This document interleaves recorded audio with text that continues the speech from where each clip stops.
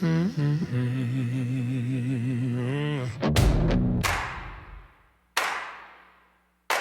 casual.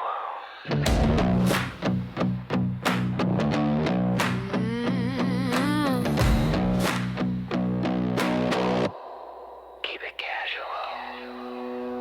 You're listening to the Casual Swinger Podcast. As your hosts, we need to warn you that the material you're about to hear may be sexual or explicit in nature. This podcast is intended for an adult audience. Now, we don't expect you to act like adults. What's the fun in that? We're a married couple living in Florida with over 13 years of experience in the lifestyle, and we take almost nothing seriously. Casual Swinger is a variety show, meaning we'll cover everything from music to events, travel, and even the occasional hilarious screw-up. Our show is about entertainment. We're not licensed professionals. At anything. And our stories, commentary, and guidance should not be confused with the opinions of a licensed professional. Now that you know, let's take those pants off and get comfy.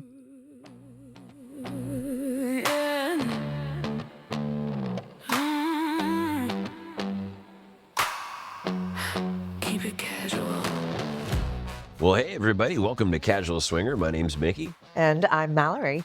It feels kind of weird to say. I think we only released like 4 podcasts last year, so. Yeah, that sounds about right. I mean, Something like it was a quarterly, ongoing. We fucked that up. Life happens. Yeah, it really does. So, shit. So here's what we did. You guys might notice there's new music, there's new episode art. We figured we're just going to flush season 6. It is what it is. It was the failed season. We're just going to move on to season 7. I don't know that it was a failure, but we definitely had different intentions than we did the outcome. So Yeah, a little let's bit. just take it on the chin. Yeah, a little bit. Yeah, that's okay. So time to wash away whatever we did in season 6, start over. Hope you guys are down for this idea. Plus, the theme song is a little more personalized for us now. It is. Bragging rights belong to Mickey of Casual Swinger. He wrote that intro. So he's been on a little musical journey this year. Yeah, it's been kind of fun, but we're going to get back to our roots this season, talk about a bunch of fun stuff, maybe hard stuff for some people. I don't know, maybe for us. I mean, that's kind of par for the course. I mean, we talked about our origin story quite a bit as of late, and that came out of humility, which was really hard. So it kind of fits the narrative. Extremely difficult. And then, of course, we're always going to talk about Hito because you guys have grown to expect that from us. But, this show's not a walking sales pitch for anything or anybody. It's just that's kind of what we did the most of last year was go to Hito. So, but we'll definitely get into the hard stuff. We'll get into the Hito stuff. We'll also get into some other sexy stuff too. And that's kind of like we're going to get into today a little bit. But we've had a hell of a journey over the last year or two, and maybe it's time. So buckle up, bitches. Let's go. Yeah, right. LFG or whatever. But hey, we've been up to a lot lately. Let's cover what we've actually been doing here. Mallory, you want to talk about, we just got back from the frozen tundra north of the wall, the X Club. Wow, that's a GOT reference. Talk about a nice callback there. So yes, Winter's coming. technically you came directly back from there, but we'll get into that in a minute. So yeah, we went up to Toronto. Absolutely love the X Club. It's one of my favorite clubs, period, but definitely lifestyle club I've ever been to. It's well run. The people are great. They're fun. They're sexy. It's a safe environment, great music, great DJs, great everything. Yeah, And we get to spend not just New Year's Eve there partying and hanging out with our friends. We also got to hang out for Jake's birthday, which That's was right. fucking incredible. Oh my God, what a good time. And I don't know that I've ever met a person that's more universally beloved than he is. And, he has his own episode. We did do an interview with him. We did. And it's in the bank. It is, because we, again, didn't want to just come out swinging with another sales pitch, because really we love X Club so much that it sounds like a sales pitch. It probably does. And I mean, we don't subscribe to sycophancy, but when you run into great quality humans, especially in this space, it's really hard not to take the moments and opportunities to celebrate that and support them and help uplift that person, because they mean so much in this space. They're so impactful, and he's definitely one of those people. Oh, he so very much is, and I adore that dude in a billion different ways. And he invited me up as a new DJ, and I don't know if you guys know this or not, but DJing is the new midlife crisis. Nobody buys a Corvette anymore. Hey, they write books, they DJ. Yeah, right. Scott wrote a book. I taught myself how to DJ. So yeah, I think it's what all these old farts in the lifestyle You know are what doing though? now. Time out though. I think music. I mean, there's studies out there that proves that it's so good for your brain, especially as we get a little older, or we're not using our recall from remembering the same way. I think music is very, very therapeutic and lovely, and it's a creative outlet, and I love it. So zero complaints. You could have all the midlife crisis around music you want to. Yeah, I'm having fun with it. I mean, it's certainly a blast, and I think it's my favorite thing to do anyway, is make the people I care about happy. And I care about the Yeah. lifestyle community a great deal. And if I can play music for them and make them happy and make them dance and show them a great time, I will say that the dopamine hit when you really drop a banger on a big crowd and they just flip shit is so cool. That's your reward. It is But really yeah, it good. is definitely your reward, and you're very good at it. It's fun. It's fun to, play with them like a puppet master, stand up there and pull the strings a little bit. Ooh, that's kinky. Yeah. Weirdo. It's definitely a little weird, but speaking of kinky, we got home Uh-huh. and I had shit to do, and Be Better at Being Bad, Naughty Jim's takeover at Hito was going on. So we came home. Well, no, wait, we didn't come home. I came home and your bitch ass went to Hito. Hey, don't look at my bitch ass. Maybe this is my midlife crisis. All right, you got music, I got solo travel. I don't know. So yeah, I got a call from a friend, which was such a gift and a blessing in hindsight, that unfortunately she was working the event. Her boyfriend couldn't make it and wanted to know if I could be a roommate. And what's funny is usually in social environments or interactions like that, for some reason I default to no. And literally for no good reason. I'm still trying to unpack and figure that part of my brain out. Yeah. And I looked at you and Sounds like instead- an episode, honey. I know. We'll earmark that, hold our feet to the fire on that one. I looked at you and I was explaining the situation, and you were literally like, you shook my tree a little bit. You're like, this is a very rare opportunity. He's like, why wouldn't you say yes? And it just like reframed my perspective on it. I was like, I want to say yes. I'm going to say yes. Like, this is I couldn't think of a good remarkable. reason not to. So, by the way, Right. I think it's perfectly fine for us to say who it is. She's public. She's out. Ashley Manta, who is a friend of ours. She is a sex educator who was speaking at BBB. She was going as a solo, and she drug Mallory along with her. Dude, as a leader and a mentor in this space, especially what she does, she's phenomenal as a human being. Lovely. Honestly, couldn't ask for a better What a roommate. sweetheart. You never know, like, when you live, I use air quotes, with somebody, what that's going to be like.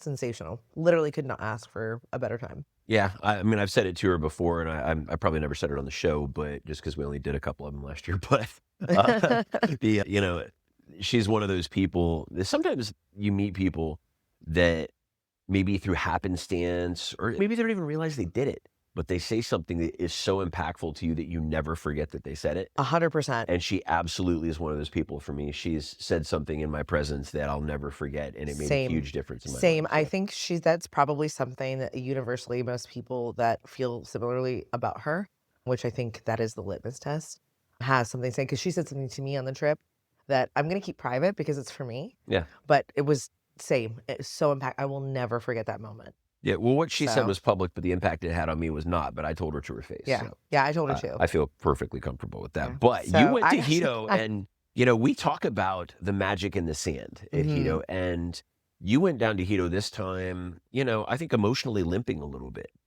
I think You think so? We've just had a lot going on. There's been a lot of strife, and Yeah, we have not had a lot of purposeful, proactive moments in the past year. Yeah. And I think that was our level set for like as we look at 2026 and re-architecting what we're doing, we definitely want more availability to choose the environments versus reacting to the environments. Yeah. We've very much been on the go.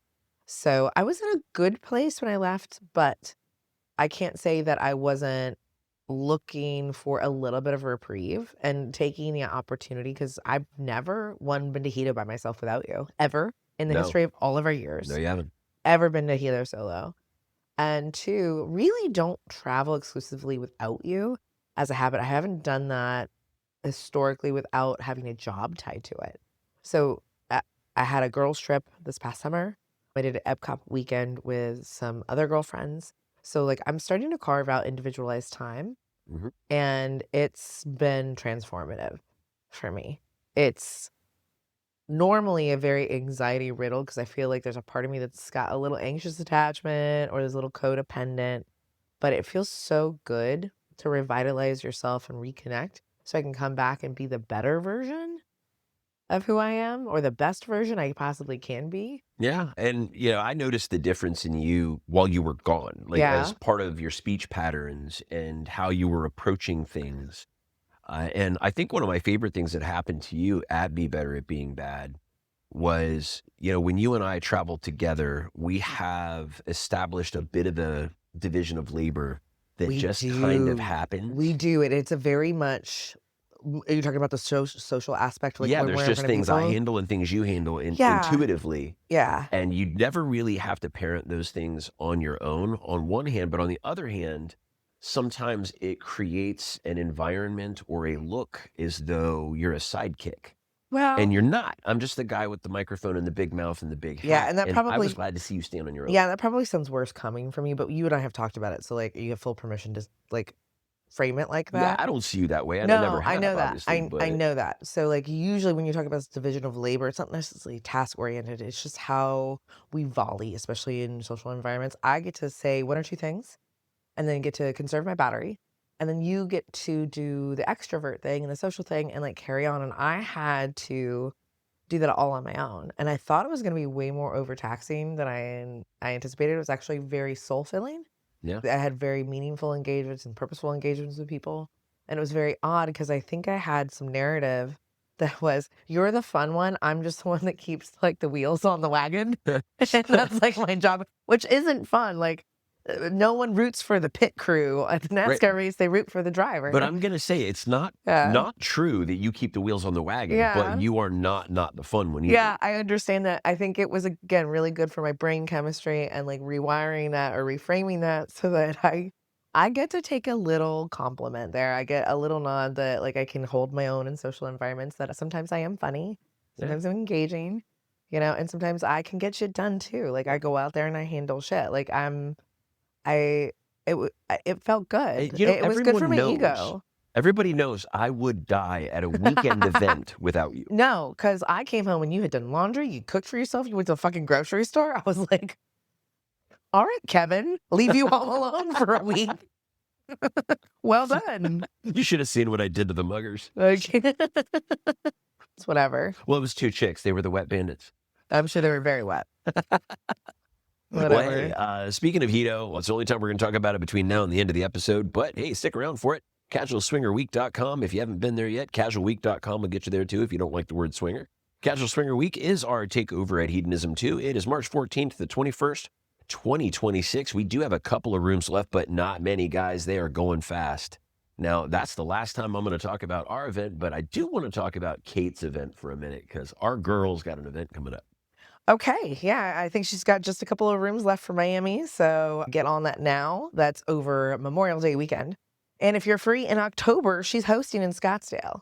So you West Coasters and Northwesterners. It's over my birthday, too, and we're going to be there. We So are. if you We're want to do a definitely shot hosting. with Mickey for his birthday.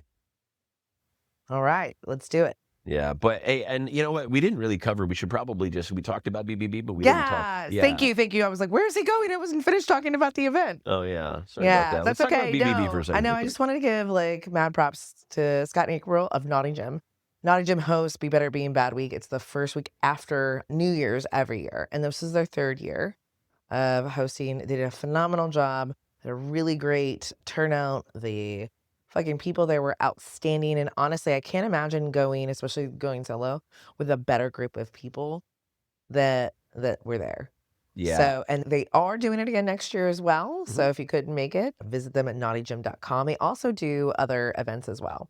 So Yeah, just throwing all over that the out place. And their there. events are really unique, is what I like They about them. I are. mean, of the people that I have met in the lifestyle event space and the lifestyle business space, there's very few people I've met that have the outright love for their communities like they do and people like Kate do. Well, I can tell you exactly who does that. We talk about them pretty often on the show. Yeah, that's so, true. Kate and Like them, company. Yeah, Kate's definitely one of them too.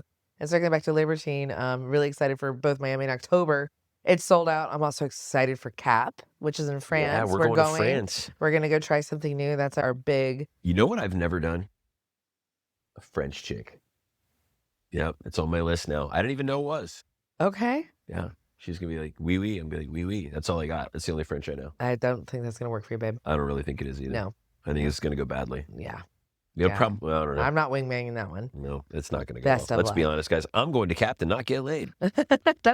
That's not true. It's going to be a very different environment. I would actually like to cover that in a later episode. So also like holding us accountable to that. All right. Apparently, we're stacking up episodes, but we're leaving here in a couple of days for the group. We cruise. are. I would say, so this is completely different. So you started DJing, and music's always been like a critical or meaningful part of our life on a regular basis. So Groove Cruise is basically a 24/7 EDM party. They have many different DJs and artists. John Summit, for example, is the like main stage big act, and like low key want a snail trail on his leg. But I know that's like, considered like either a misdemeanor or felony if it's non-consensual. So I'm debating on that. Hopefully he'll just say less. You did say your behavior was going to be predicated on the criminal penalty. Yes. So I'm just hoping it's consensual so I can like really make a good showing. But I'm super excited for this. It's very much a festival type of environment. Right. With you working in an EDM space, I think you're really going to enjoy that parallel atmosphere. I've been to one festival and I had a great time, so I can't wait to do that again. But I think it's really interesting that we have yet to go on this cruise for the first time, and we're already booked for next year. For next year. And by the way, there's no rooms left for this year, but there are rooms available for Groove Cruise for 2027 in iOS Connections block. You can get your rooms at iosconnections.com if you want to come party with us down there.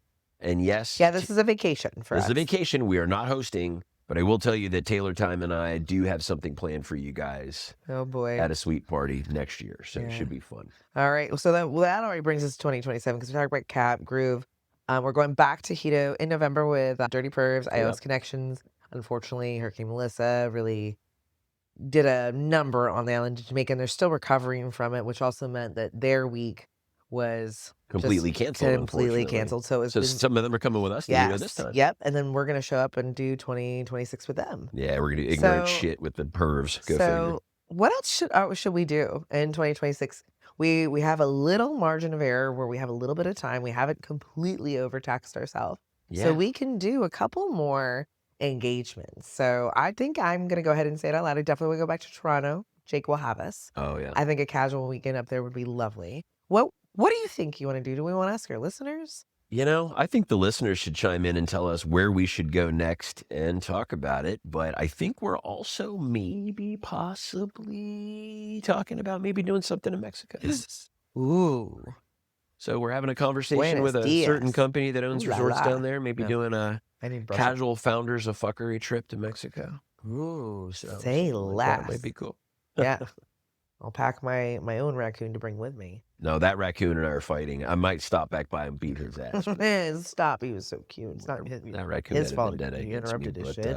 Anyway, I tell you what, guys, this whole conversation that we're going to have today that we're about to get into that we haven't told you anything about yet, we're calling it The Great Divide. The Great Divide is, of course, just a quick conversation, not at all, about when play styles collide, when you don't have the same play style, when you have that disagreement where things don't go the best way. We're going to talk about that in a little bit. We come back right after this. You've been listening to Casual Swinger. Keep it casual. Yeah.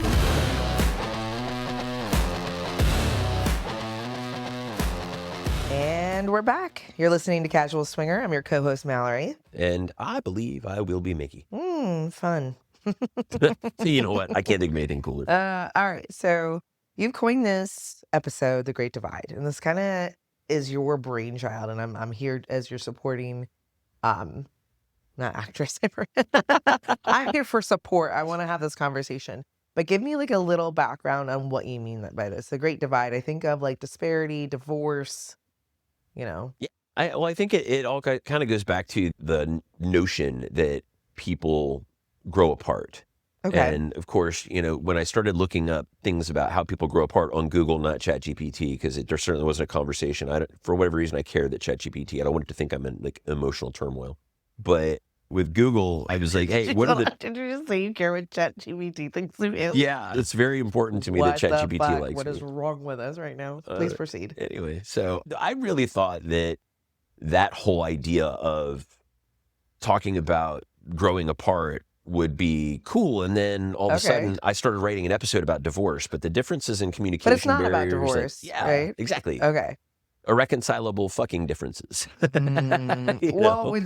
that's what people put when like they're getting divorced, and I want to say it's like more than half, right? Yeah, 55% actually. 55% of divorces over 39 are because of irreconcilable differences or incompatibilities. Now, off the mic, we were talking a little bit about this, like superficially, and you were saying that influences might be like stay-at-home mom, life changes, empty nesters, maybe the kids are getting older, or circumstances changes, maybe they go back to work. Yeah, well, that's just Yeah. it. That massive circumstance change changes everything, all of your rhythms, how you function. I mean, when people reach a certain age and their kids leave the house, if one of them was a stay-at-home mom for 18 years, and now everything changes. The one thing that middle-aged men don't deal with well is certain things changing. They're fine with things changing that they change, but when things change underneath them, like ground swells, we freak out. I don't even know that's a gender thing because, like, I've met children and, like, it's okay when they want to donate their toy or give it up or sell it or whatever or be done with it. Yeah. It's not okay when they're told it has to go. You know what I mean? Like, I think everyone's guilty of that. Yeah. Well, where I'm getting this from is, the divorce rate between 24 and 39 is around 21%. Okay.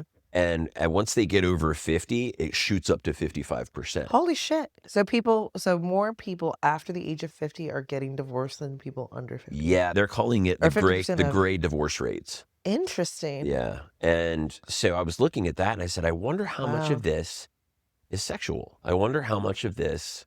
Well, because you think about, like, for women, that's like Yeah. menopausal, perimenopausal, postmenopausal, Yeah. like for some, that's a big life change and that's out of their control.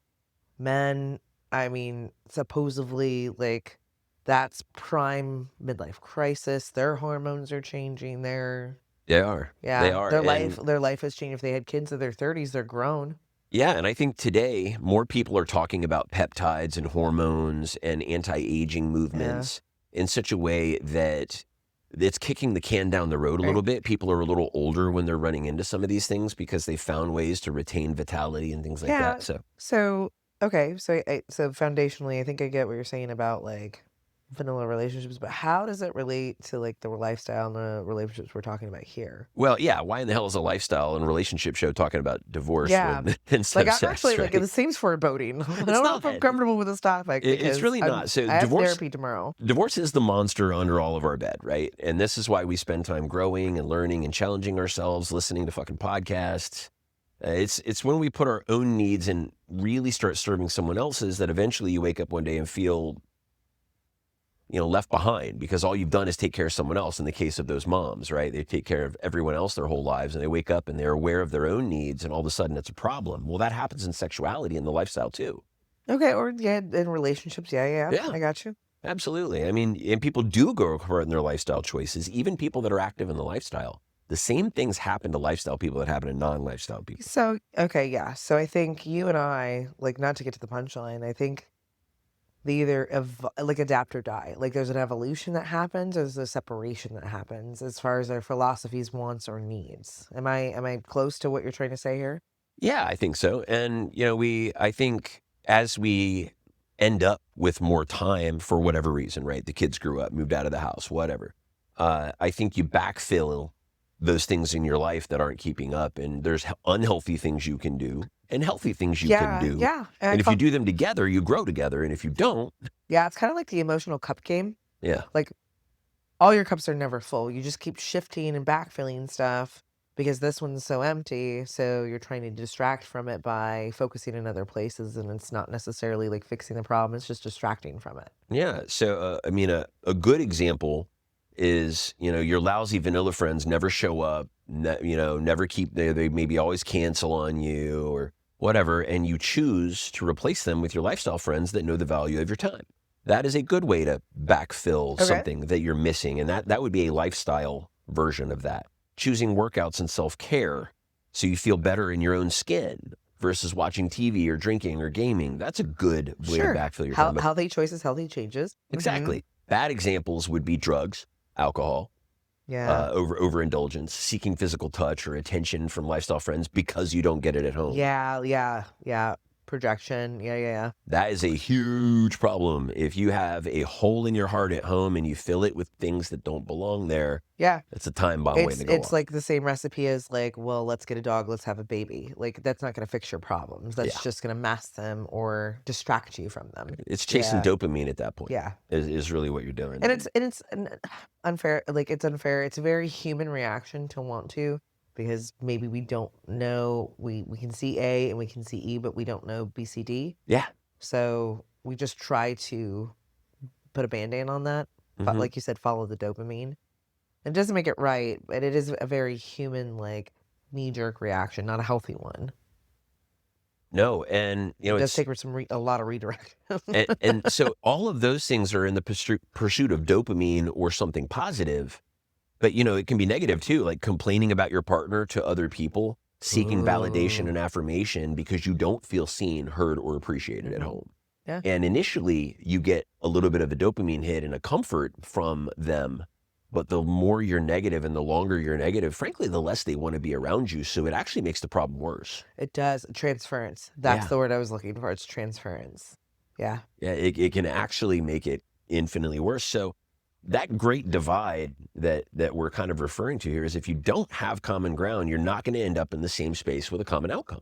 I mean, it just reinforces like how like the game of communication changes in this space because you really have to level up, become a little more vulnerable, be more honest with yourself, do some fact finding and seeking inside your person so that you come to the table with real information, how I'm actually feeling, what I think this could be, what might I need, and if there's an opportunity for you to help, assist, support, here it is. And it's not, that sounds way easier than it actually is in practice, especially if it's like your first foray into it. But it just like emphasizes the need for that foundation. Because as all the other facets of your life change too, it could absolutely impact how you lifestyle. Yeah, very much so. I think we see this. I think we see different. I mean, especially as we've been in the lifestyle longer, we see it so frequently where people are kind of struggling to figure out what's next, right? Because when you first get into the lifestyle, you have all these gates and maybe you have all these rules as the rules fall down and you go through these gates and maybe then we go through them at different speeds and we find things we like better. We start to find that our lifestyle play styles can diverge, I think, as well. Much like, Sometimes. I mean, you and I think, are probably two people that see some of that today where we value different styles of people. Sure. And, in my 20s, I got a lot of like validation or affirmation from certain engagements or encounters. And now, today, where I need that cut filled may be more applied to maybe my close circle of female friends. And that means much more. And that's the cup I need to be filled. Now we grow and our needs might change. Which is interesting because in the lifestyle, you're having needs filled through a group of women who are also in the lifestyle, but none of you are fulfilling any needs that would be even remotely sexual. Yeah, no. Actually, according to my conversations today, they're anti-sexual. They are birth control. But well, it's funny though, because lifestyle couples, that divide that forms, it's not necessarily in the bedroom. It can be in the way that they lifestyle. And if you don't feel the same way about what you're doing or what you expect or your appreciation of the outcomes, somebody inevitably ends up feeling left out, left behind, or left for dead, right? I mean, it's unseen, unheard, unsafe. Yeah, and that's such a hard predicament. I remember, if I can just take a moment, and we've had several iterations of how we lifestyle throughout our journey. And we're still iterating. And sometimes it's a pause. Sometimes it's a shift for both of us. Sometimes it's a shift for one of us. And we've tried other recipes and we know like this recipe might only work for a short amount of time. It might not work at all, or it might be the new normal. And it's not easy to jump right into that.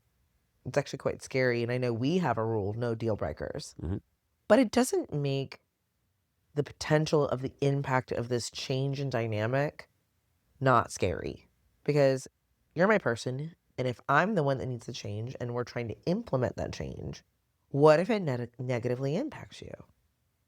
I'm never going to not have that kind of like reservation or at least acknowledgement that it could do that. I don't know that's necessarily stopped us at this point, but it just makes it it's a gut check. Well, anytime the floor changed, I was going to say the noise floor just made me sound like a nerd. But the color of the floor changes in a video game? There you go. Great move. I was actually going to say the noise floor changes. And what I'm saying is it affects everything above it and below it. Yeah. Right. And it's kind of, it's the same thing with altitude here on Earth, is if your altitude changes, everything above you and below you changes as well. Yeah. And that's kind of the same thing, right? When your predilections change or kinks change, right? We all That's true. evolve. We all change. That's and so we true. don't change at the same rate. We don't change necessarily in the same direction, And which can make other things challenging. it is. And actually, upon like a little bit of reflection here, how likely would it be that we all operate at the same pace at the same time? I It's mean, I know we nearly only go as impossible. fast as the slowest person, Yeah. but it doesn't mean that our wants, desires, needs, or ideas haven't developed beyond what we exist in right now. Sure. And this great divide can grow on one end if the slowest person is moving so slow that someone else gets frustrated. And Okay, then that's starts fair. to build animosity out of frustration Yeah. and blaming the other person because they're not getting what they want. But the other person just isn't moving in their direction. So the Great Divide. The great divide. Okay. And these are things. Now, we're going to talk a little bit as we move on here as to how you can deal with this. What we're really substantiating up until this point of the podcast is that it's a real thing. Mm-hmm. That growing apart doesn't, I mean, it's foreboding doom and gloom, irreconcilable differences and divorces. But in sexuality and the lifestyle, it's simply a divide. And while, there's plenty of divided highways that are perfectly good in both directions, doesn't necessarily mean a bad thing. Mm. You can have a divide between you and still be very functional. It's just about communication, talking through it. But we're going to get through that. I want to talk about how divides can really screw you up a little bit, though. And what I'm talking about here is the actual unicorn in the lifestyle. Oh, that single chick? Well, no. I'm just kidding. I'm sorry. No, the sane single chick. No. The well-adjusted. The well-adjusted, sane single girl that wants to fuck a couple. By the way, that's why they call them unicorns, because they're mythical creatures. So what's your version of the real unicorn? The real unicorn is a genuine four-way connection with somebody that doesn't live 2,000 miles away from you. Yeah. So I mean, yeah, that's just putting it in like really, really, really yeah, we like call that succinct lightning in the terms. bottle, right? I think it's the fantasy, like, right, for every guy, especially a guy in a newly lifestyle relationship. I think it's really common that becomes their segue into, or the foray into it.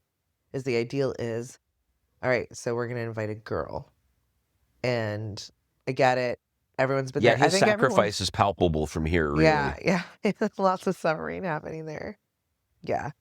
And this is a tough one because we've had some really interesting interactions. There's definitely been a surge of couples in this space that are very comfortable asking other couples to have the wife just unicorn. Yeah, I hadn't got one of those in a while, and the other day I got one on SDC, which I was really surprised by. We get them on Field pretty regularly. Field is definitely slammed full of what I call unicorn hunters. Yeah, because I think they're not. So, like, the field's interesting for where we live. They're not, I don't call it, like, even though people are behaving or operating in this non-monogamous space, the ethical part is not existent for everyone. No, that's true. I Well, wouldn't necessarily call them lifestyle. I would call them curious. yeah, and I can't even be mad at them. I mean, what resources have they been given? Yeah. Porn. Yeah, that's fair. That's most of the people's, or shitty OnlyFans models that say they're swingers and, and they're not in the community. Now, there are some, don't get me wrong. I'm not talking shit about OnlyFans models. I'm just saying that, there are some out there that romanticize swinging to the point that people watch that and they think that's all swinging is. Yeah, That's what I mean by that. that's fair. But no, you're not wrong. Like, the real unicorn is that four-way connection. We call it lightning in a bottle. It's not easy to find. Yeah. It's really not. And, I think everyone and their cousin, of course, like you said, is looking for, the single bi female. But, that's just a subject for another podcast. But finding couples that you really sync with require, I think, certain compatibilities. And I think frankly, one of the biggest ones has nothing to do with the great divide we've been talking about. It's just the geographical divide. Because we spend as much time at Hito as we do, we spend as much time in Toronto as we've been spending. We are always so far from home. Our first divide is actually mileage. Yeah. If we actually meet somebody we like, we're fucked. Yeah, our geography does not work for us in these respects, because when we are home and we do have a stint at home, we kind of look around and we're like, where are all our people? Oh, that's right. They don't live here. Yeah. Or close by. We're getting a little better. Like, we're within hours of most people, and we have like a couple people within an hour. And we're doing our best here. That does give us people to hang out with, but I don't know Also- that we've got anybody that's even in the state of Florida that meets our individual styles. And so I have a Correct. question for you. Do you think, that our individual lifestyle styles are the same as they were even 3 years ago. No, absolutely not. And how alike, and guys, I'm about to ask my wife a question I don't know the answer to on the podcast. So let's see if This is going to go leave well this. for you. We may or may not leave this in. We'll find Speak out of here the in a Great second. Divide. Yeah, speaking of the Great Divide, and Mickey putting his foot in his mouth.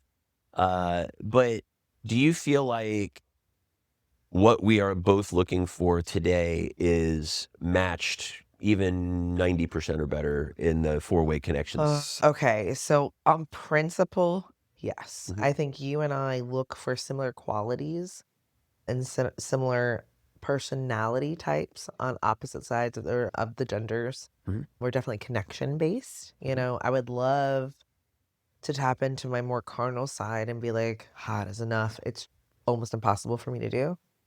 It's not going to happen, but you're wired very similarly, maybe not the same, but similarly. Yeah, hot's not a good enough reason for me to upset. However, just a few things that like I look for that maybe you don't, that could mean like that might be the thing that why we don't find a couple that has all of the check boxes in there. So I think let me reframe. On principle, yes. In practice, very hard to find another couple that it's a lot of boxes. Like it feels I like agree. there's a lot of boxes because it's like times 2. I agree. And, certainly I don't think there's anyone in the history of Casual Swinger or the years that came before it that would refer to us, think of us, or even accidentally describe us as DTF. No. We never have been, I will never be and guilty we of will that. more than likely never will be, which is why I think Cap's going to be so fucking interesting, by the way. But hey, if I'm gonna be DTF, that's the place. I don't know. well, hey, maybe that's the DTF Yeah, week I for don't us. know. But the idea that I'm getting at here is, if one person is more DTF than the other, Okay. does that create some challenges and some divides? Does that create uncomfortable situations? Does that create animosities? Where is that divide? I'm sure it can. I hope I don't make you feel called out in this, but I do feel like I have, as far as like qualifying gates, I have a few more gates that emotionally or mentally I have to go through to get to a part where I feel safe and sexy. Mm-hmm. And if it were a racetrack, a straight line, I feel like the distance needed to be covered maybe a little shorter on your side, only because I have added gates. And that's me. That's my protective nature. That's my inherent skepticism. That's all also me checking in with myself to get out of my head. I have to do this thing where I can convince myself of a specific narrative, even though it's not real. So I have to check in and go, hey, man, is this real? What's happening? Are you okay? To myself. So those are part of my gates, which increases the amount of time to get to meeting to fucking. Mm-hmm. So from a time perspective, you've probably gotten there mentally that sex is on the table for you before I have. Do you feel that way, or is that just something I made up? No, I think there's a lot of cases where it's the other way around too. So I would say that maybe, I think it depends on the connection with the person. Okay. If you get to a safer, honestly, for you, safety's huge. It's big. It's a big one. So, and I made a joke when I was making show notes for this episode about the first gate being good in bed, because if they're not good in bed, what's the point of finding out the rest?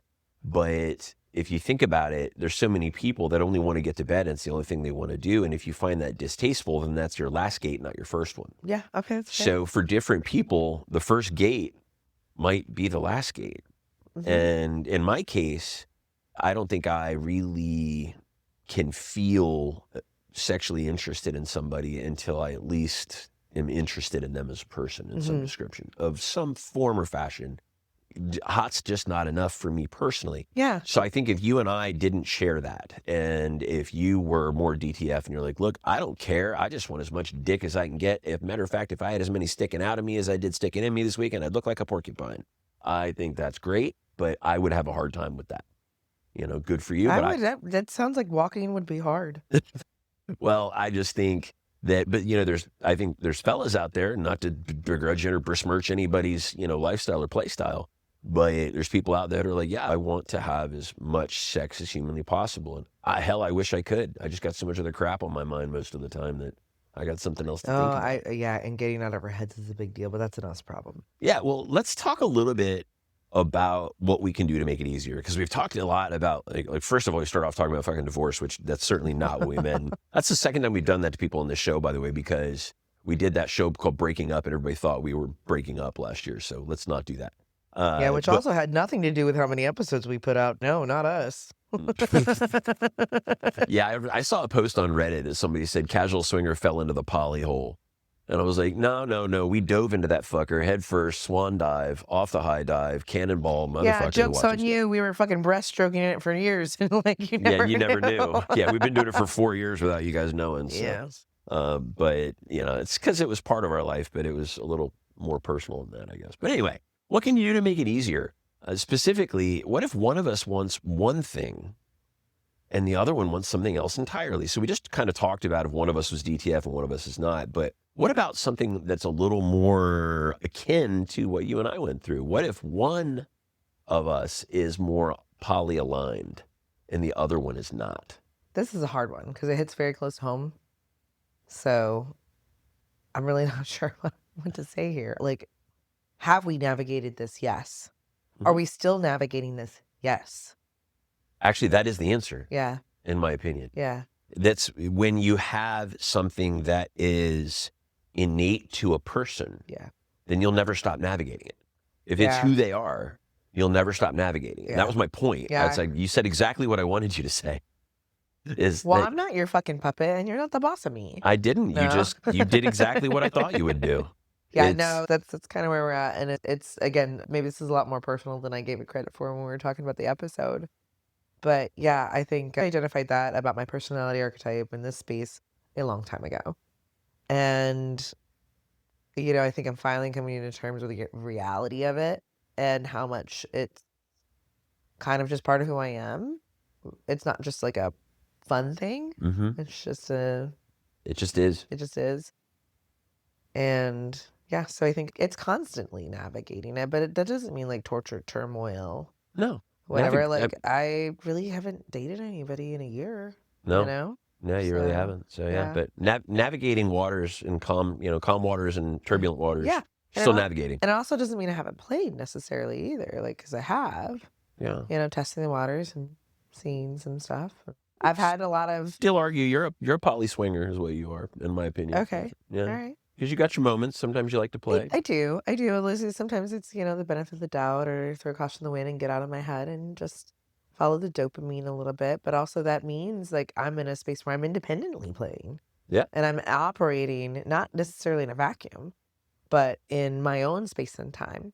Mm-hmm. And it's not that I needed permission or a slip or an excuse. We just have that space for each other in that capacity. Mm-hmm. And just because I'm doing it doesn't necessarily mean you're doing it either. No. So it's not about a comparison or an equal sign either. It's just whatever is existing right now. Yeah. Yeah. And, I think it's important when you have, because that particular one is certainly got a lot more gravity to it, particularly because it's closer to home, like you said. Yeah. But I think also it's important. Nervous now. No, it's important to communicate through those things, especially when there's discomfort, because that discomfort can rapidly become animosity. Yeah. And you don't necessarily mean it to be, because the quid pro quo you referred to, if it doesn't occur and you're not okay with it, or what are you okay with or not okay with, right? So, for example, when you have an experience or something that I'm not around for, you ask me how it makes me feel, and you're not expecting me to give you an erotic or positive response. You ask me for a real one. I always want the real answer. Yeah, and sometimes it's both. Uh-huh. And that's okay too. Yeah. It's that's very important. It's hard to be honest with somebody and tell them. I actually had this conversation in Toronto with somebody who was asking how to say no. They were struggling with how to say no to somebody. And I said, listen, the hardest person you will ever say no to is someone you like. Yeah. Right? It's if you care about them, telling them no sucks. Yeah. Right? And I'd be lying to you if I told you, oh, here's the easy way to do that. There is no easy way to let down someone you care about. Yeah. It's going to hurt, but you got to do it. And that's just the way it is. But look, there's lots of different permutations, right? You could have one half doesn't want the other to play with the opposite gender. So in other words, you've got a guy who says you can play with girls but no guys, and I get to play with both. Yeah. And that's frankly selfish, but okay, whatever. It's your life, your play style. You do you. Yeah, we're not here to like I'm not judging tell you. Just you my opinion. how to do and who to do it with. We're just talking about how to deal with like this divide, this disparity. You know, the equal sign should be, am I communicating meaningfully and honestly with my person, and I'm giving them space to do the same? Yeah. And are we making a space that is supportive? And when I say safe, it doesn't mean that you're avoiding conflict. And I don't mean like hostile conflict. I mean difference of opinions or difference of philosophies. Because that can feel like friction. Yeah. It's the outcome and the availability, making yourself available and open to those spaces. It's not a scoreboard. It's not a tit for tat per se. I agree You with know, you I could completely. be I could turn into a mega kinkster, which I've been into like BDSM bondage, like Sure. role play stuff, a little bit with specific partners. But it doesn't mean it's a core part of who I am. But I could wake up and like want to really like utilize that in my person and like make that part of my identity. And like the kinkster scene, the fet scene also has different like rules and interactions and whatnot. That's a departure from how we're lifestyling now. Very much so. Yeah. Very much so. Yeah. And that may be a space, that's a great one, actually. That if you have somebody that has a genuine fetish Mm-hmm. or a genuine kink, Mm-hmm. and the other person not only doesn't share it, but doesn't understand it, doesn't support it, that is a huge divide that can develop over time. Yeah. And that's really, and any of these, right? And by the way, I do want to mention something because we haven't recorded in so long. We just were talking about somebody was DTF and maybe somebody's not. DTF gets thrown around a lot in a very negative connotation. And in our last episode, Oh yeah, I don't think we meant it that way. I'm glad you well, said I know something. we didn't. I know we didn't mean it that way, Yeah. but I know that somebody I care about very much heard the episode and felt like it was a little bit Disparaging? pointed at people like them, and it wasn't. Oh no, okay, yeah. It's so when somebody's DTF, I think the way I had phrased it at the time was, I personally care about who I sleep with. I'm not DTF. And I think I really made it sound inadvertently like people that are down to play don't necessarily care who they sleep with. And Yeah. I did not mean it No, that way. you just have like another at all. So it's like I call it fences. I just have 2 extra fences on the outside of my sex gate. To get to my sex gate, there's other fences I have to go through to get there to feel sexy Yeah. and to want to have sex. It's not disparaging against anyone that only has 1 or 2 gates there. Oh, no, not at all. That's You not know what we mean. I don't even necessarily think they were even upset with me. I think they're worried how other people might have viewed Okay, it. that's fair. Yeah, I because- definitely, maybe we should come up with a different term. Maybe something, yeah. Yeah. I don't know. Was enthusiastic sexual partners. I don't know. Let's cover this. This is kind of important before we move on to Whiskey of the Month, which you guys haven't heard in forever. But how do you handle it? What do you deal with? I think one of the best ways to deal with the divide is find mutual ground and land on it together. Focus on what you fucking agree on for a Okay. bit, right? If you continually focus on the things you don't agree on, you're going to feel like you never agree on anything. Yeah. You have to come back to home. You have to come back to the common ground and start your journey from a good place. Okay. If every divide is spoken of and dealt with from a point of consternation or animosity, it's going to be a fight every time. Yeah, and like obviously we're not therapists, we're not like, anyone educated in this space specifically, but it is a nice little tool in the belt that we've learned to utilize over, our years, and it has been helpful. Well, yeah, I got You more know, issues 'cause- than Playboy. I'm qualified. Because we're like, we know we love each other. We know we want the other person to be happy. We definitely don't want to build animosity in this space. And we want to figure out how we can nurture each other, even if it means we have to do things differently or even put this down for a while. Sometimes the resolution or the agreement is we're coming back to this at a later time. Yeah. Sometimes we just need some time and space to process, to think through it, maybe to visualize it, have additional conversation or conversations outside the space. When we were talking about the poly thing, when it first erupted in our marriage years and years, we were talking Yeah. 2018, Yeah. like a long time ago. It took us looking out to resources, and it was probably a month before, from the first mention to the second time we had a conversation about it, because we just needed to have more context and Yeah. meaningful conversation around it instead of a reaction to it. It was tough, but something else I think that has worked for us, and I think that's a good way to frame that, by the way, that these are things that have worked for us because, obviously we're not experts on these things, but we have been together for a long time and we've been in the lifestyle for a long time. So what we're talking about is exactly that. And this one matters to me. Don't keep score, right? If you sit around with your little abacus, keeping score and making sure that somehow you always feel like you're at least getting the equal sign or you're at least winning today or winning tomorrow, you're never going to be happy, in my opinion. Yeah, if you're keeping score, you're already at a deficit. Mm-hmm. You're paying attention to the wrong thing. And I was just going to say, that's not a healthy outlet. That's not a good sign. And it might be an indicator that you need additional help to get the things you need or want to say out. That's right. So I might consider talking to someone or a professional. Yeah, and I tell you, there's a concept that you floated to me recently. It was this year, or 2025 rather, you floated to me, the concept of pebbling. Yeah. And I think it's a really neat concept here when you want to keep that divide closer, even though you know it exists and there are places that you're struggling, to find your way back home is giving each other flowers and little wins to remind each other that you're on the same team. Yeah, because that matters. Yeah, it can feel overwhelming when you have a difference of opinion, your philosophies, your needs are changing.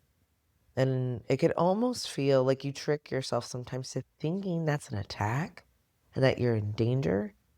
And the pebbling, the flowers, it's a reminder that, hey, you matter. Hey, I see you. I know it's not, air quotes, status quo or normal for us right now. We're in maybe in a transition or in a pause, but you're still my person. And I still think you're great. And this is why I think you're great. Yeah.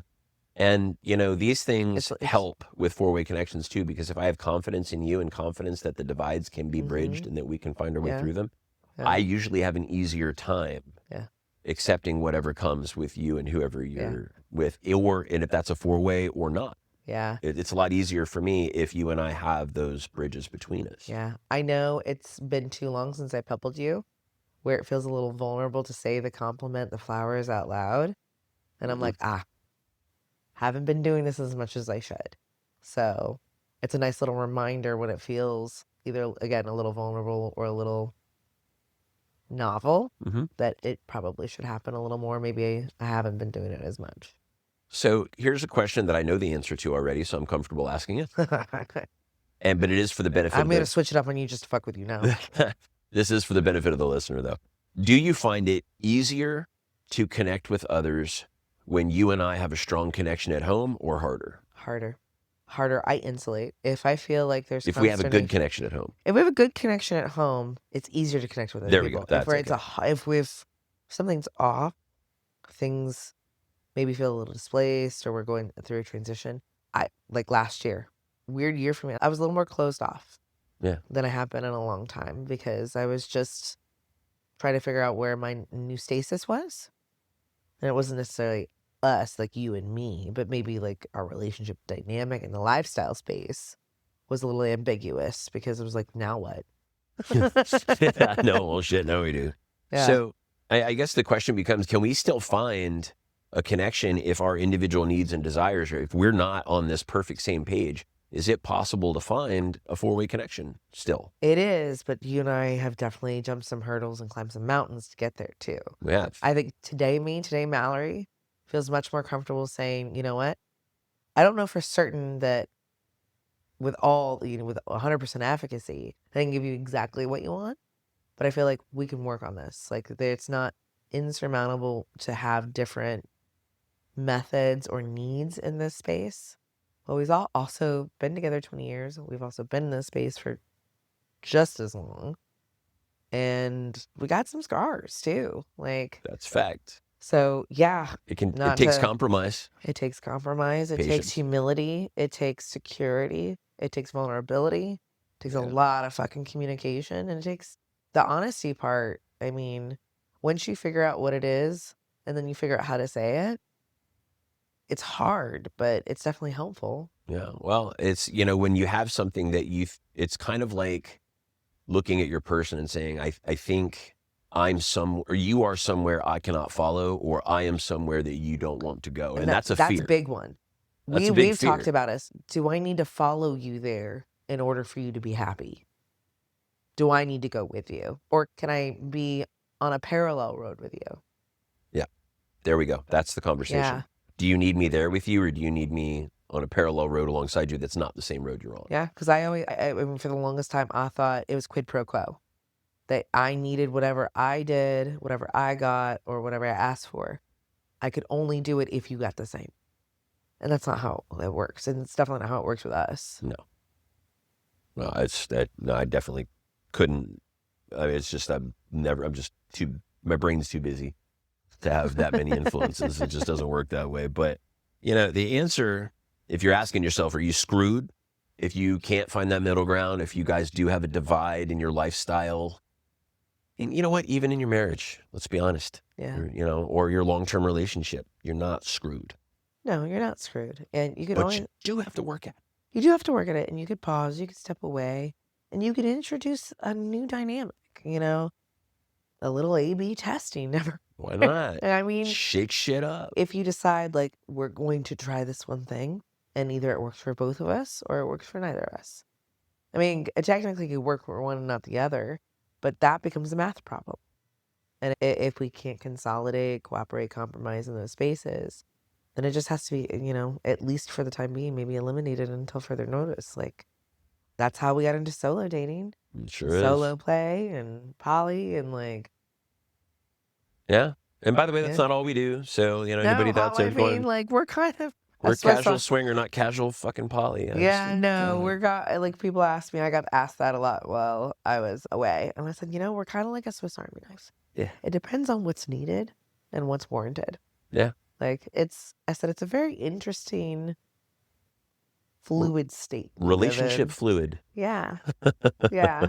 I was like, it really depends on the person. I was like, it's a lovely place to be. Yeah. Yeah. Well, I we- actually really like where this is at right now. We don't nail our fins to the floor. Yeah. Well, so that's not so bad. But hey, we're going to bounce out of here, guys. I hope you've had some fun listening to this conversation. It was a serious topic, but I was drawing a parallel, maybe that we haven't drawn before, and maybe that we hadn't seen before, with kind of hitting middle age, and things just get weird. And I've heard lifestyle couples say before, we're here to spice it up because our bedroom was getting old. It's like, Right. I don't know that fucking other people's going to solve that How's problem that for puppy you. and baby doing for you? Yeah, exactly. You got a puppy, you had a baby. Whoops. Yeah, no, the lifestyle doesn't solve divide issues. Yeah. You can actually have divide issues in the lifestyle. So they come with you. And I think that my grandmother said to me when I was growing up, you can't run away from your problems. They'll pop up in the new place where you go.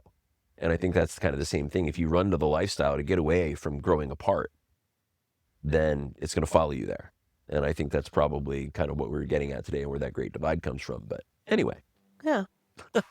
We're going to come back in a hot second with Whiskey of the Month for January 2026. I'm not going to spoil it. We'll be back in a hot second. You've been listening to Casual Swinger. So glad I have therapy tomorrow.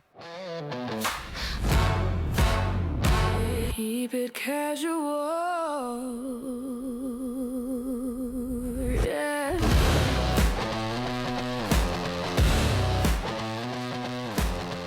And welcome back one more time to Casual Swinger. This is Mickey. I'm Mallory, and I'm just here for the bourbon. You're just here for the birthday. It's been a long time since we've done a Whiskey of the Month. And, I really wanted to go out and give these guys like this whiskey that there's no fucking chance they ever heard of. And I realized they probably deserve one they can find really easily. Well, that would break your own rule because it has to be available in so many states 40. or whatever bullshit you decided. I know, it was a random fucking number, but anyway, so the Whiskey of the Month for January 2026 is, drumroll, ba-dum. Dun, dun. It's me. No, it's Wild Turkey Rare Breed, which is, to be fair, I was shocked by because I grew up on Wild Turkey. Yeah. And my Wild Turkey stories are not delicious. No, I have a bad wild turkey story too. I think anyone who has touched Wild Turkey has, like, OG Wild Turkey has a story. I think the reason I didn't get into whiskey until I was so old that I forgot my childhood was because I got abused with fucking wild turkey. Same. I think we all have that story. It is, and Rite I of mean, it was passage. wretched. I literally kind of like made a face and like did cross fingers Yeah, at the anybody only that offered thing me a wild that could turkey. have possibly been worse is Malort. And I said what I said. Brr. It's like, Ooh. that's like drinking out of somebody's combat boot. It really is. Yeah. While they're wearing it. Ugh. Anyway, so That's let's really talk bad. about this. So let's talk about Wild Turkey as a brand. So all the way back to 1869 when the Rippey family began distilling bourbon near Lawrenceburg, Kentucky. Probably sounds familiar if you've been listening to this show for any period of time. But right on the banks of the Kentucky River, because water is a big part of making whiskey. No shit, they have water at the river? You don't say. Sorry. This Fucking wasn't a with marketing you. brand yet, though. It was simply good local whiskey made the old way. High rye mash, deep charred oak, long aging, and no shortcuts. By the early 1900s, the distillery's reputation was already very strong, but Prohibition hit in 1920 and took out almost every American distillery and nearly killed the industry. Yeah. But Wild Turkey survived by not being Wild Turkey at all. So I don't know if I'm going to say this right, but is it the Rippey Distillery or Ripey? It's always been pronounced Rippey as far as I've known. Rippey. Okay, so the Rippey Distillery was sold to Austin Nichols & Co. It's a New York-based spirits merchant in 1940. So Austin Nichols had a rare federal license to sell it as medicinal whiskey during Prohibition. You may have heard this on previous episodes. I think Michter's was one of them. And there were a few others that we Old talked Forester. about. Old Forester. So that stock of the relationships built during that era kept the whiskey alive while others vanished. So after Prohibition ended, Austin Nichols began selling the bourbon under its own name. And then came a hunting trip. Ah, right. The name that fell out of the sky. Literally. So in 1940, an Austin Nichols executive named Thomas McCarthy brought some of the company's bourbon on a turkey hunting trip with some friends. The next year, those friends asked him, bring some of that Wild Turkey bourbon again. And the nickname stuck. By 1942, the bourbon was officially bottled under the name Wild Turkey. Very few spirits brands in the world can say their name came from a campfire, a shotgun, a good pour, Okay. and some drunk buddies. All right, real talk. That was underwhelming. I thought literally a turkey was going to fall from the sky when you said that. And You were just waiting for the I punchline. really weren't you? was. Well, so now, if you guys have heard of Wild Turkey before, you probably heard of Russell's. Ooh. By yeah. 1954, a young guy by the name of Jimmy Russell had joined the distillery. By 1967, he was their master distiller. He didn't chase trends, he guards tradition. So while other brands were lowering proofs by adding water, by the way, rushing aging, chasing volume, Jimmy insisted on the old school way of doing things. Higher rye contents, heavy barrel chars, longer aging, and very full flavor over softness. That means they make whiskey for people that like whiskey. If you don't like bourbon, you don't like Wild Turkey. It's very in-your-face punchy. So, like, it highlights all the major notes a bourbon of that class can have. Yeah, that philosophy definitely became their signature at Wild Yeah. Turkey. So bold, spicy, unapologetic, in your face, fuck you if you don't like it whiskey. America. Fuck America, yeah. fuck yeah. But his son, Eddie Yeah. Russell, joined in decades later and became co-master distiller in 2015. Today, Wild Turkey is one of the very few major American whiskey brands still shaped by a true generational distilled lineage, Ooh. which I just think is awesome. They have over 100 years of combined bourbon making in that family. That's not marketing. That's time in the barrel. Yeah. So I literally just had this conversation maybe in the last 72 hours. So 1990s. This is basically the silence of bourbon. It's but Japan's heyday for dark It is. liquor. Yeah. Japan is the reason bourbon was kept alive. Yeah.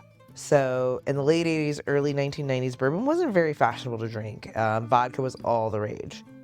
Whiskey brands were diluting, softening, smoothing. Proofs dropped dramatically and age statements shrank. So they were younger, less, alcohol content. They were shitty. And because they were trying to match the palate of the clientele. And Jimmy Russell hated that. He believed bourbon should taste like oak, grain, spice, fire, not water with a memory or a hint of not a nuanced experience. So in 91, Wild Turkey released something radical for the time. They introduced Rare Breed. Yeah. So Yeah, and Rare Breed is special because it was the first mass-produced, mass-released, barrel-proofed bottle. Now So- today, that's a marketing term. Barrel-proof is Oh, yeah. something that people put on the bottle.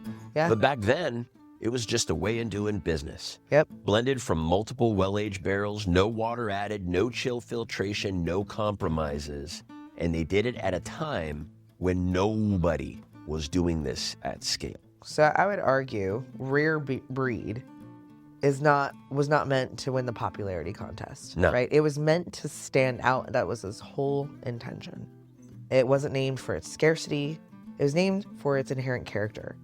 It was made to represent the rare kind of whiskey drinker who wanted the flavor over the softness of what was on the market.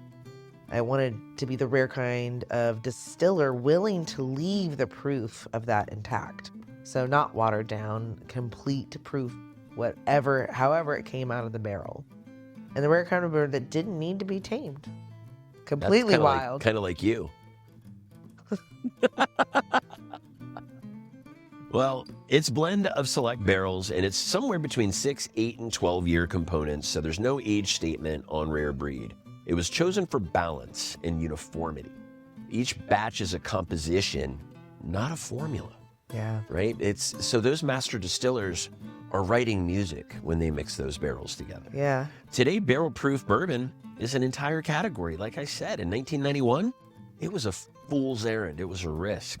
It arrived decades before the bourbon boom, before the collector craze, and before the proof wars.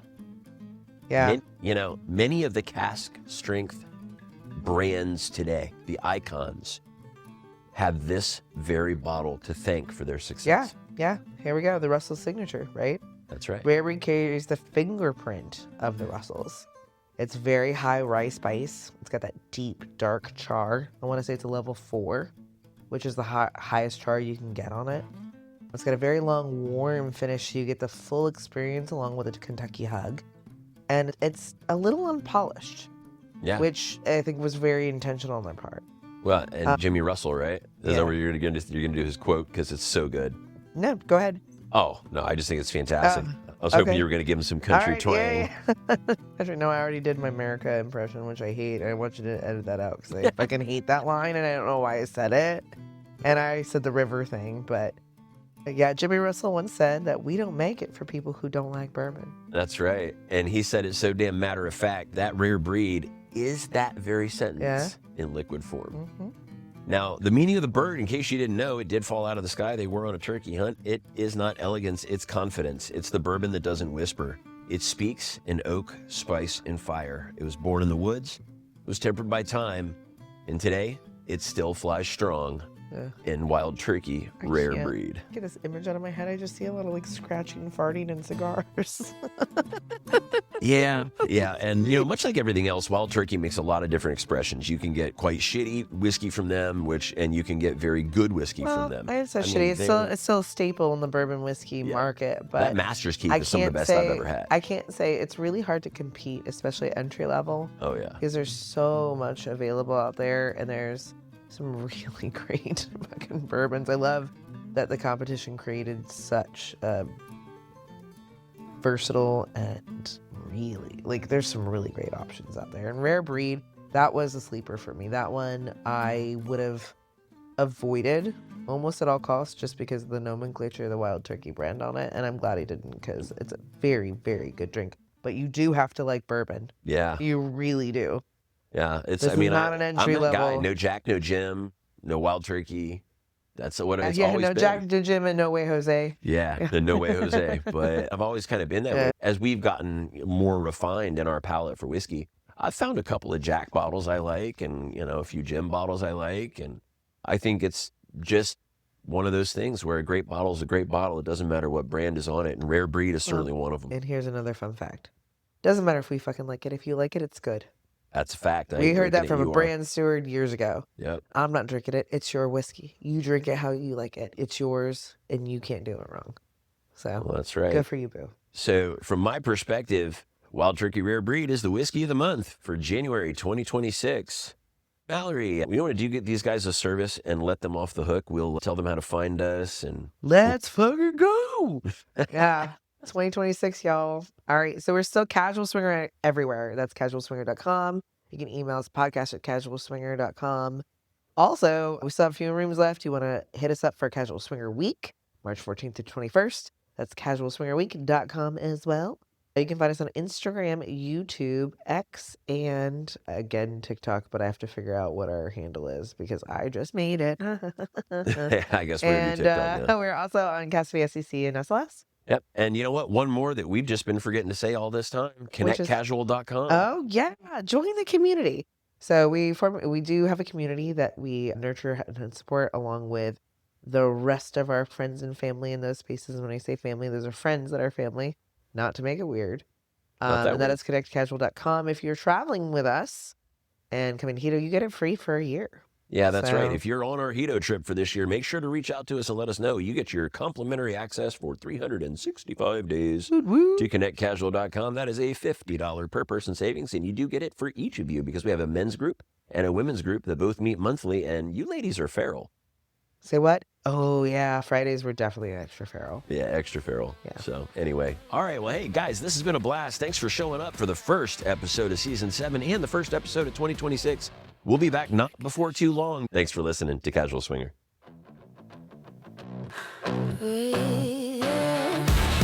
Keep it casual.